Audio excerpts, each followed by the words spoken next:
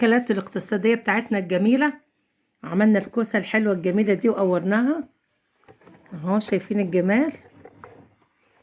عملنا الكوسة الحلوة دي وقورناها اهي زي الفل، والفلفل، وعاملين احلى خلطة ني في ني اهو. وحطينا معلقتين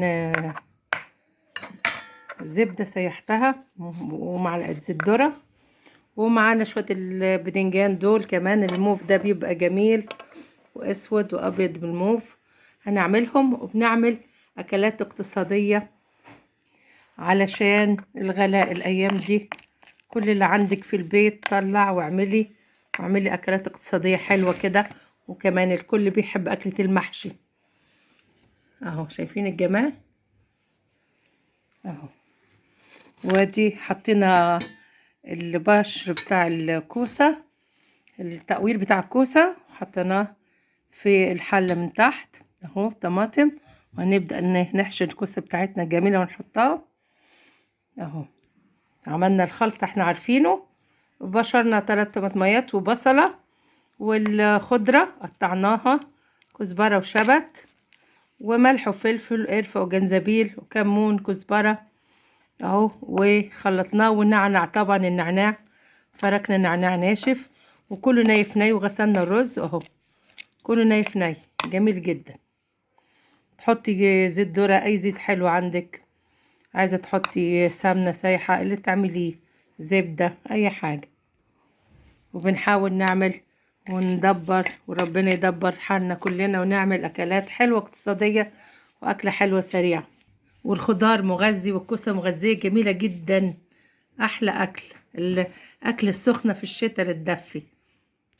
يبقى عملنا مع بعض الفطيرة اللي شفناها، لفة الجلاش،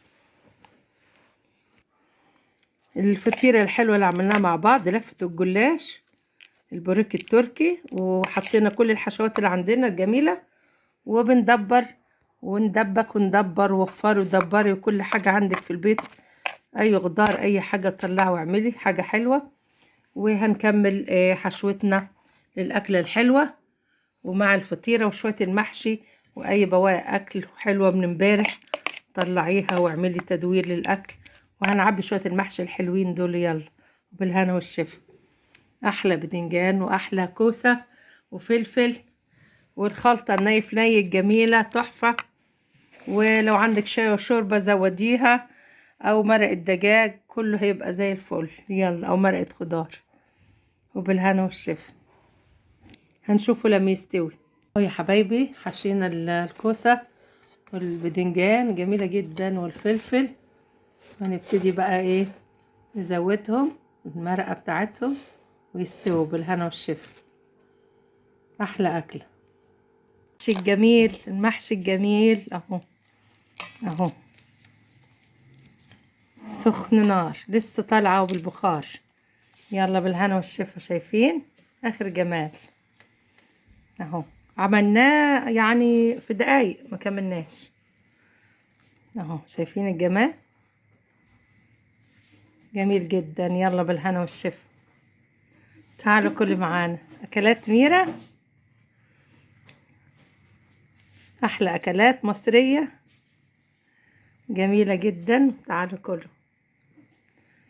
من عجبكم الفيديو لايك وشير، سبسكرايب، اشتركوا في القناة وفعلوا الجرس عشان يوصلكوا كل جديد. يلا وسلام.